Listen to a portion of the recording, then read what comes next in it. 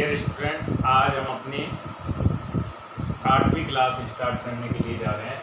Class हमारी है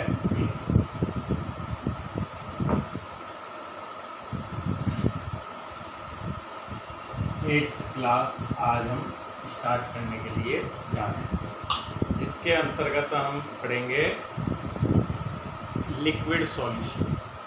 क्या पढ़ने वाले हैं हम? लिक्विड यानी लिक्विड सॉल्यूशन। ओके, अब तक हमने 2 सॉल्यूशन पढ़े थे, गैस का द्रव में विलयन और ठोस का द्रव में विलयन। अब हम पढ़ेंगे vapour pressure of liquid solution, यानी जिसके अंदर लिक्विड सॉल्यूशन 2 तरह से तैयार किए जा सकते हैं। यानी लिक्विड सॉल्यूशन 2 वे विलयन होते हैं जिनके अंदर विलायक द्रव होता है तथा विलेय ठोस भी हो सकता है और द्रव भी हो सकता है, यानी वोलेटाइल भी हो सकता है, नॉन वोलेटाइल भी हो सकता है। वोलेटाइल का मतलब होता है जो जिसके अंदर, यानी एक तो हम ले लेते हैं लिक्विड सॉल्यूशन में एक कैटेगरी है वाष्पशील। वाष्पशील का मतलब है वोलेटाइल। वाष्पशील विलेय युक्त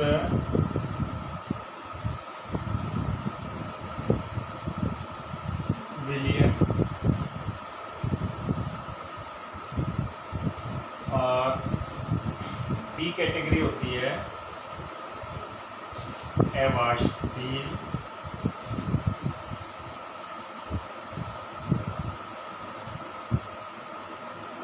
विलेय युक्त विलयन। ओके, तो 2 कैटेगरी लिक्विड सॉल्यूशन 2 तरह से बनते हैं, वाष्पशील विलेय युक्त विलयन और अवाष्पशील विलेय युक्त विलयन।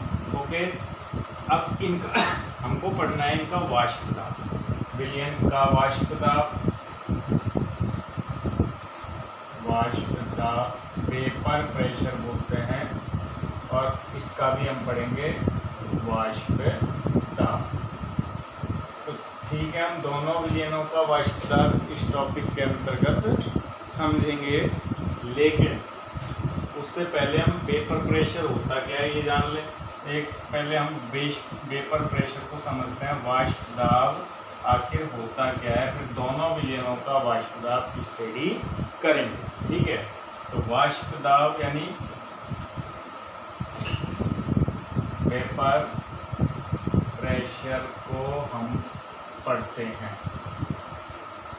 तो वाष्प दाब होता क्या है, तो पहले इसका डेफिनेशन ले लेते हैं कि वाष्प दाब किसे कहते हैं।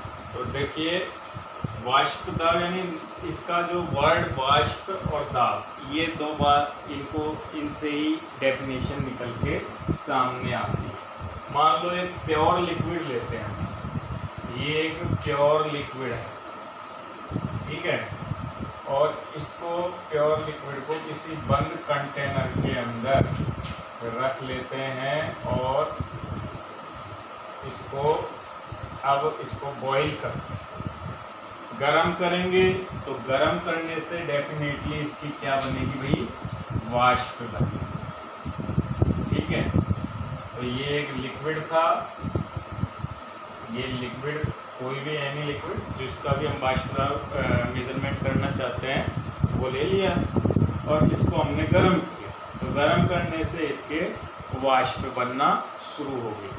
तो एक कांस्टेंट टेम्परेचर ऐसा भी आएगा जब ये वाष्प के जो मॉलिक्यूल है इनकी सांद्रता फिक्स हो जाएगी, यानी पहले हम जब धीरे धीरे गर्म करेंगे तो वाष्प बनने की दर में भी वृद्धि होगी और वाष्प के मॉलिक्यूल्स की सांद्रता बढ़ती जाएगी। लेकिन एक टेम्परेचर ऐसा आएगा उसके बाद ये बढ़ना बंद कर देगा। तो यानी उस कंडीशन में क्या पानी गर्म होना बंद हो गया? नहीं, उस कंडीशन में इक्विलिब्रियम स्टेबलाइज हो चुका है। इसका ये मीनिंग है कि अब द्रव के वाष्प में बनने की दर और वाष्प के पुनः द्रव में बदलने की दर क्या हो गई है, बराबर हो गई है। ये कंडीशन कहलाती है इक्विलिब्रियम कंडीशन, यानी साम्यावस्था की स्थिति। अब इस स्थिति में जो वाष्प के मॉलिक्यूल है उनकी सांद्रता जिस दर से बढ़ रही थी उसी दर से वो वापस संघनित होकर द्रव में कन्वर्ट हो रहे हैं। तो यानी यहाँ हमको वाष्प की सांद्रता फिक्स नजर आ रही है। अब इस अवस्था में वाष्प के जो मॉलिक्यूल है उनका द्रव की सतह पर आरोपित दाब ही इस द्रव का वाष्प दाब कहलाएगा। तो वाष्प दाब की परिभाषा हो गई, साम्य अवस्था की स्थिति में किसी द्रव की वाष्प के द्वारा उसी द्रव की सतह पर आरोपित दाब। और ये साम्य अवस्था एक स्थिर ताप पर बनी है, तो हम इसकी डेफिनेशन को इस तरह से भी बता सकते हैं, स्थिर ताप पर द्रव की वाष्प के द्वारा द्रव सतह पर आरोपित दाब द्रव का वाष्प दाब कहलाता है। ये आपकी डेफिनेशन तैयार हो गई कि हमको विलयन का लिक्विड सॉल्यूशन का वाष्प दाब समझना है, लेकिन हमने पहले एक प्योर लिक्विड का वाष्प दाब क्या होता है, वाष्प दाब की डेफिनेशन जो 11th चैप्टर के अंदर भी, 11th में 5th चैप्टर के अंदर भी आती है, उसको हमने यहाँ क्लियर कर लिया। स्थिर ताप पर द्रव की वाष्प के द्वारा द्रव सतह पर आरोपित दाब ही द्रव का वाष्प दाब कहलाता है। अब वाष्प दाब किन किन बातों पर निर्भर करता है, तो हमने 11th क्लास में पढ़ा भी था कि एक तो इंटरमोलिकुलर फोर्स। इंटरमोलिकुलर फोर्स से मतलब है कि अगर किसी द्रव के अंदर इंटरमोलिकुलर फोर्स ज़्यादा हुआ, यानी आपसी जो आकर्षण बल है वो अधिक हुआ, तो डेफिनेटली द्रव के मॉलिक्यूल वाष्प अवस्था में इजी गोइंग जाएंगे नहीं, क्योंकि ये एक दूसरे को अट्रैक्ट करेंगे। तो ऐसी स्थिति में उस द्रव का वाष्प दाब कम होता है।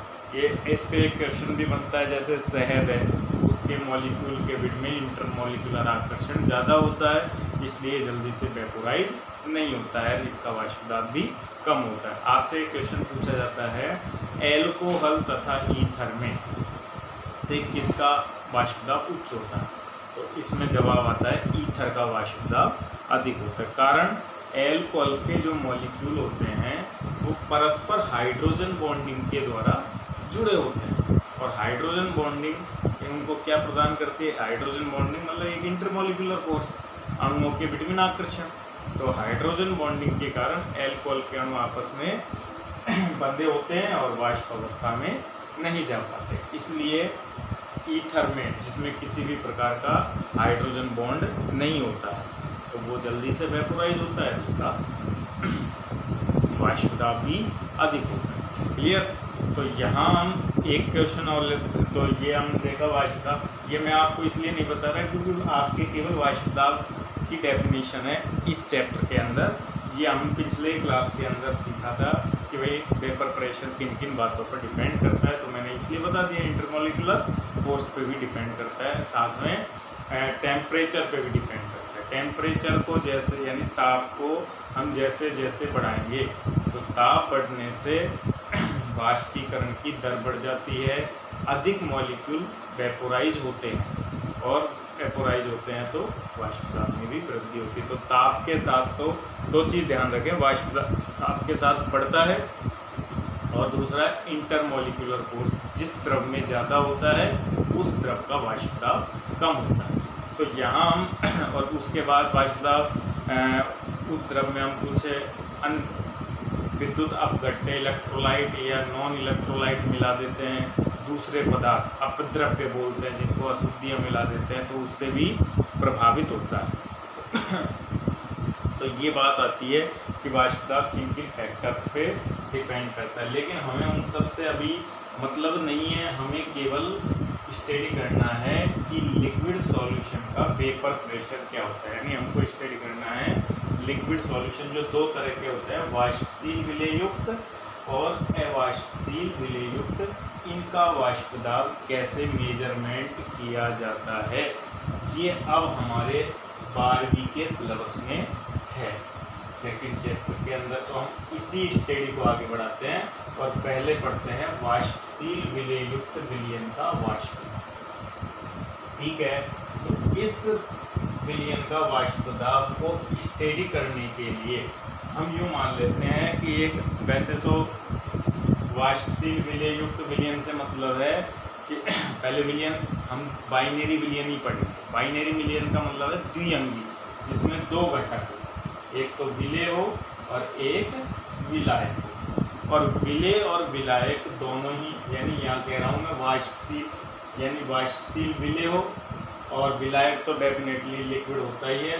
तो लिक्विड जब ये होता है तो ये तो वेपोराइज है ही, और इसके अंदर विलेय है, वो भी कैसा है, वाष्पशील है। तो ये दोनों ही घटक क्या होंगे, विलयन से वेपोराइज होंगे, तो ये वाष्प अवस्था में आएंगे। तो हम एक ऐसे विलयन पर विचार कर लेते हैं जिसके दोनों घटक ही वाष्पशील हों। तो ऐसे विलयन का वाष्प दाब समझने के लिए हम ऐसे आपको लिखाई देता हूँ मैं।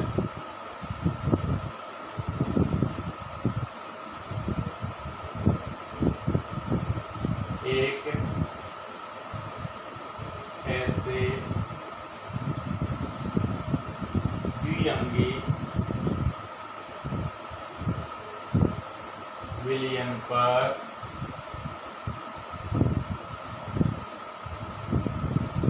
विचार करते हैं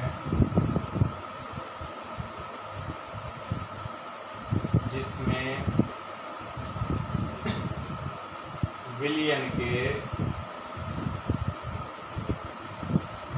दोनों घटक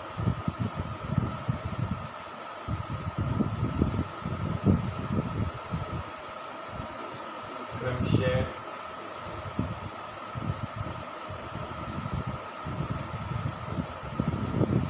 घटक 1 व 2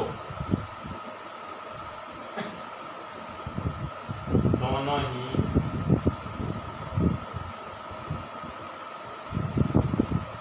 वाष्पशील हों। ये तो हमने एक ऐसे विलयन पर यहाँ विचार कर रहे हैं जिसके दोनों घटक ही विलेय और विलायक भी बोल सकता हूँ, या एक और दो भी बोल सकता हूँ, दोनों ही क्या हैं, वाष्पशील हैं और दोनों ही वेपोराइज होंगे, तो दोनों ही के कारण ही वाष्प दाब होगा। तो यहाँ ऐसे विलयन के वाष्प दाब को समझने के लिए पहले एक वैज्ञानिक हुए राउल्ट, उनका नियम हम डेफिनेटली समझेंगे। तो पहले हम राउल्ट नियम का कथन पढ़ लेते हैं। राउल्ट नियम या राउल्ट का कथन भी बोला जाता है, कथन। तो राउल्ट ने एक स्टेटमेंट दिया था, वो स्टेटमेंट ये था कि अगर विलयन के अंदर, बाइनरी विलयन ही लेके चले, अगर द्विअंगी विलयन है और उसमें दो घटक है, एक घटक व दूसरा घटक, दो घटक, और विलयन में पहले घटक का मूल अंश मान लेता हूँ मैं x1 और दूसरे घटक का मैं मूल अंश मान लेता हूँ x2। तो एक बाइनरी विलयन है और बाइनरी विलयन में प्रत्येक घटक की कंसंट्रेशन को हमने मोल फ्रैक्शन के रूप में x और x2 मान लिया, मोल फ्रैक्शन। क्लियर बात। तो यहाँ हमने दोनों घटकों के मोलंस क्या मान लिए, x1 और x2। अब ये दोनों ही घटक वेपोराइज होंगे, ठीक है। अब ये घटक वेपोराइज होके एक दाब लगाएगा P1। P1 दाब किसके कारण मान लिया मैंने, x1 घटक वाष्पशील है तो ये भी वेपर फेज में जाएगा और दाब लगाएगा P1। और इस घटक के कारण जो वाष्प दाब आएगा, ये तो इसके कारण आया, इस घटक के कारण मान लेता हूँ वो है P2। दोनों घटक वाष्प अवस्था में आए और दोनों ही घटकों का ये पर्सनल दाब हमने कंसीडर कर लिया, P1 और P2। क्लियर। ये यहाँ इनके आंशिक दाब। अब राउल्ट के कथन के अकॉर्डिंग हम, राउल्ट ने क्या स्टेटमेंट दिया था, तो बहुत बड़ा स्टेटमेंट तो कोई दिया नहीं। अगर हम कॉमन सेंस से सोचें कि भाई इसके अंदर कोई भी चीज़ है, दो द्रव, एक तो मान लो आप ईथर है और दूसरा है एल्कोहल। तो अगर मैं आपसे कॉमनली पूछूं भाई इसमें ईथर ज़्यादा है और एल्कोहल कम है, तो ईथर के कारण दाब है P1 और एल्कोहल के कारण दाब है P2। और ज़्यादा कौन बताया था मैंने, ईथर। तो तुमसे पूछूंगा P1 ज़्यादा होगा कि P2 ज़्यादा होगा, तो तुम डेफिनेटली कहेंगे कि यहाँ जिसको ज़्यादा रखोगे वही तो ज़्यादा वेपोराइज होगा और उसी के कारण वाष्प दाब भी ज़्यादा होगा। तो यही बात राउल्ट ने कही कि वाष्पशील विलय युक्त विलयन में प्रत्येक घटक के कारण उत्पन्न होने वाला आंशिक वाष्प दाब उस घटक के विलयन में मोलंश के समानुपाती होता है। यानी जिस घटक का विलयन के अंदर मोल फ्रैक्शन या सांद्रता अधिक होगी, उस घटक के कारण उत्पन्न वाष्प दाब भी अधिक होगा। तो राउल्ट का स्टेटमेंट लिख लेता हूँ। राउल्ट कथन के अनुसार वाष्पशील की बात कर रहा हूँ, इसलिए वाष्पशील विलय युक्त विलयन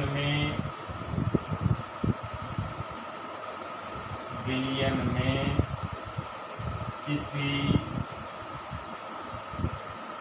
घटक द्रव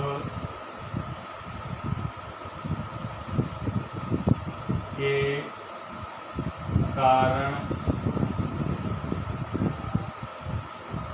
उत्पन्न आंशिक दाब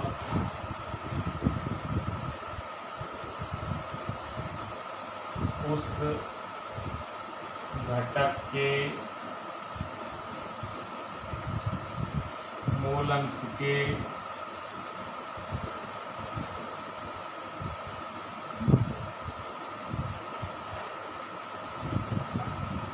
समानुपाती होता है। ये कथन वही किस वाष्पशील विलय युक्त विलयन में किसी घटक द्रव के कारण उत्पन्न होने वाला आंशिक दाब, या दो घटक मान लेते मैंने, एक और दो, एक का मोलंश x1 है, दूसरे का x2 है, और इनके पर्सनल दाब P1 और P2। तो गणितीय फॉर्म में हम क्या लिख सकते हैं, मैथमेटिकल फॉर्म में अर्थात करके लिख सकता हूँ मैं, राउल्ट के नियम के अनुसार P1 घटक एक के कारण उत्पन्न होने वाला आंशिक दाब था, वो किसके समानुपाती हो गया, x1 के, उसी घटक के मोलंश के। यानी और इसी तरह से P2 किसके समानुपाती हो गया, x2 के समानुपाती हो गया। यानी दोनों घटकों के आंशिक दाब उन्हीं के मोलंश के समानुपाती हो गए। इसको, इसी सेंटेंस को हमने इस फॉर्म में भी लिख लिया। और हम ये भी जानते हैं कि समानुपाती चिन्ह अगर हटेगा तो यहाँ P नॉट यहाँ लगा देता हूँ, P नॉट एक्स ए। इसी तरह यहाँ लिख सकते हैं P2 बराबर P, एक घटक का है, ये दूसरे घटक का है, नेक्स्ट क्लियर। तो ये दोनों घटकों के लिए समीकरण तैयार हो गए। इसको समीकरण 1 बना लेते हैं और इसको समीकरण 2 बना लेते हैं, क्लियर। तो यहाँ P1 और P2, तो ये राउल के नियम से मैंने बात ले ली। अब मैं आपको ये भी क्लियर कर दूं कि ये P1 क्या है, ये P1 नॉट है घटक 1 का शुद्ध अवस्था में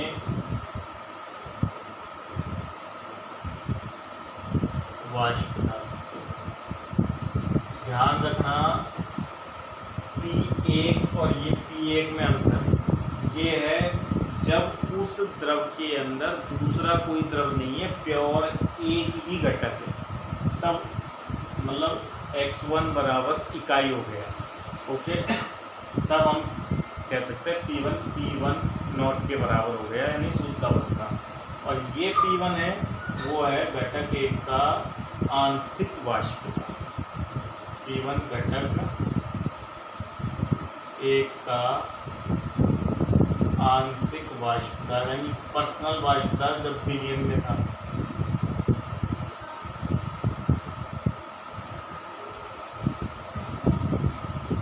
आंशिक वाष्प दाब, ओके। दोनों में अंतर है, P1 नॉट घटक 1 का शुद्ध अवस्था में वाष्प दाब और P1 घटक 1 का आंशिक वाष्प दाब। x1 आप जानते हो घटक 1 का मोल अंश, इसी तरह P2 हो जाएगा क्या, घटक 2 का आंशिक वाष्प दाब, और P2 नॉट क्या हो जाएगा, घटक 2 का शुद्ध अवस्था में वाष्प दाब, क्लियर। तो ये आपके यहाँ से आपने ये मीनिंग्स भी निकाल लिए कि किसको किस टर्म में लिखा जाता है। अब आ जाते हैं ऐसे विलयन का कुल वाष्प दाब क्या होगा। तो डाल्टन के आंशिक वाष्प दाब के नियम के अनुसार अब मैं ये कह सकता हूँ, डाल्टन एक वैज्ञानिक और हुआ था, डाल्टन के नियम से नियमानुसार विलयन का कुल वाष्प दाब, विलयन का कुल वाष्प दाब। तो डाल्टन यूँ कहता है कि अगर किसी कमरे के अंदर 2 या 2 से अधिक गैसें हैं तो हर एक गैस के कारण उत्पन्न आंशिक दाब पर्सनल हो गया कि नाइट्रोजन के कारण 80 हुआ, हाइड्रोजन के कारण 20 हुआ, तो टोटल कितना हुआ, 100 हुआ ना। तो सेम ऐसे ही कि विलयन में 2 घटक थे, एक घटक P1 और दूसरा घटक P2। तो विलयन का कुल वाष्प दाब बताने के लिए PSS मतलब सॉल्यूशन, तो सॉल्यूशन का कुल वाष्प दाब दोनों घटक के पर्सनल दाब यानी आंशिक वाष्प दाब के योग के बराबर होगा। यानी कुल वाष्प दाब क्या हो गया विलयन का, P1 और P2 जो दोनों घटक थे उनका एडिशन ही विलयन का कुल वाष्प दाब कहलाएगा, ठीक है। अब इसको थोड़ा सा आगे अगर बढ़ाएं हम लोग तो इसको आगे कि भाई हमको तो पता ही नहीं है कि विलयन के अंदर P1 कितना है, P2 कितना है, लेकिन हमको ये पता है कि वो विलयन कैसे तैयार हुआ है। उसमें P सॉल्यूशन निकालने के लिए P1 की वैल्यू पुट कर दो, P1 नॉट x1 प्लस ऐसे ही P2 की वैल्यू पुट कर रहा हूँ मैं, नॉट x2, क्लियर।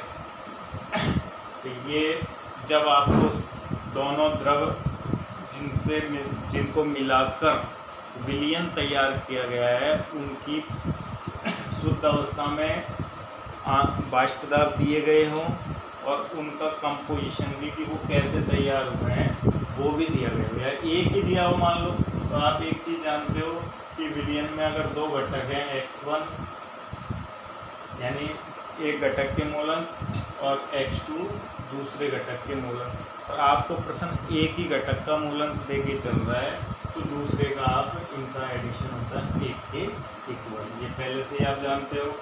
इसके मूलंश में मैंने बताया भी था कि अगर विलयन में 2 या 3 4 5 जितने भी घटक हो तो सब घटकों के मूलंश का योग सदैव इकाई के बराबर होगा।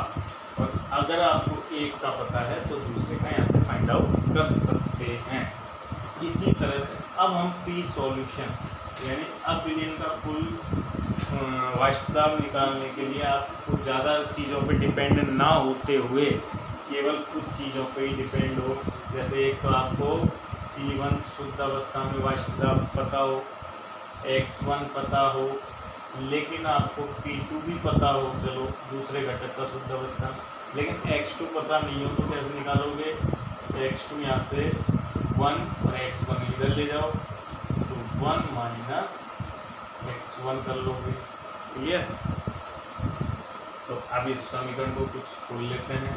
तो P सॉल्यूशन बराबर P1 not x1 plus P2 और समीकरण खोली तो क्या लिखा? P2 not x1। अब ये देखिए ये term P1 x1 P2 x1, यहाँ से अब थोड़ा सा और इसको सॉल्व कर लेते हैं। यहाँ इन दोनों टर्म में से हम इसको कॉमन ले सकते हैं x1। अब P सॉल्यूशन क्या लिखा जाएगा फिर? अब P सॉल्यूशन यानी विलयन का कुल वाष्प दाब निकालने के लिए आप ज़्यादा चीज़ों पे डिपेंड नहीं हो। एक तो आपको केवल P1 यानी शुद्ध अवस्था में एक घटक और दूसरे घटक का आंशिक वाष्प दाब पता होना चाहिए। ठीक है,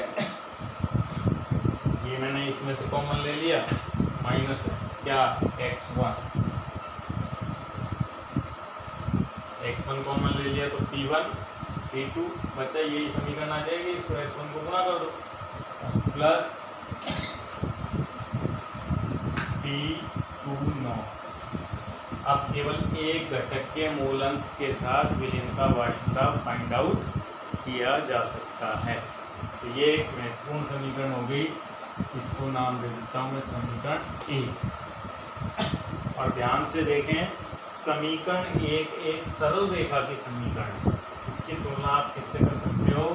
सरल रेखा की समीकरण y, ये m और ये x और ये अंतःखंड हो गया c। सरल रेखा की समीकरण तुमने पढ़ी होगी y बराबर mx प्लस c।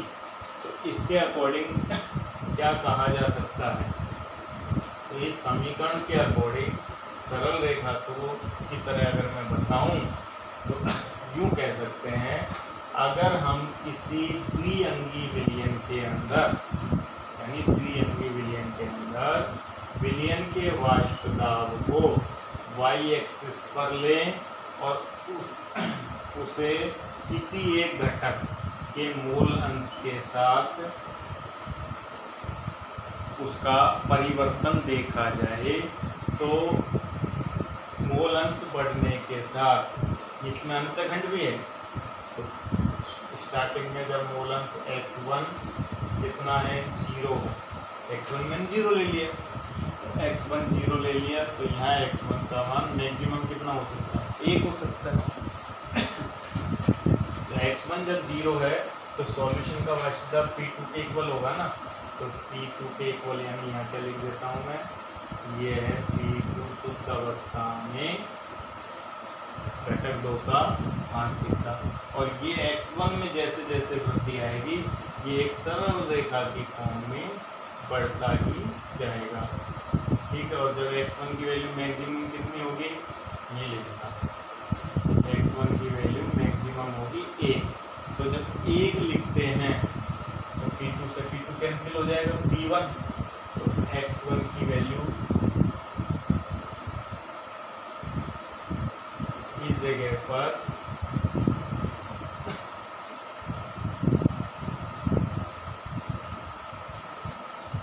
वैल्यू कितनी होगी, P1 9। क्लियर। तो यानी सॉल्यूशन का दाब यहाँ से यहाँ तक P2 नॉट से P1 नॉट तक एक सरल रेखा की फॉर्म में बढ़ता है। तो हम यहाँ से एक सेंटेंस बना सकते हैं और वो सेंटेंस ये है कि द्विअंगीय विलयन का वाष्प दाब किसी एक घटक के मूल अंश के साथ सरल रेखीय रूप से बढ़ता है। क्लियर। तो इसके लिए मैंने एक DPP और आज सेंड की है। तो DPP इंग्लिश मीडियम में है, लेकिन उनके एक एक क्वेश्चन को मैं यहाँ लेना शुरू करूँगा। क्लियर। तो आपको मैं वो क्लियर करता जाऊँगा। आप बस NCERT के क्वेश्चनों को आप साथ में लेके भी चलें। अब हम यहाँ से एक अच्छी जगह पे जा रहे हैं जहाँ से अच्छे क्वेश्चंस बनना शुरू होंगे। ठीक है। और बेटा ये वीडियो शेयर लाइक ज़रूर करते रहें, जिससे पॉइंट भी हमें मिलते रहें।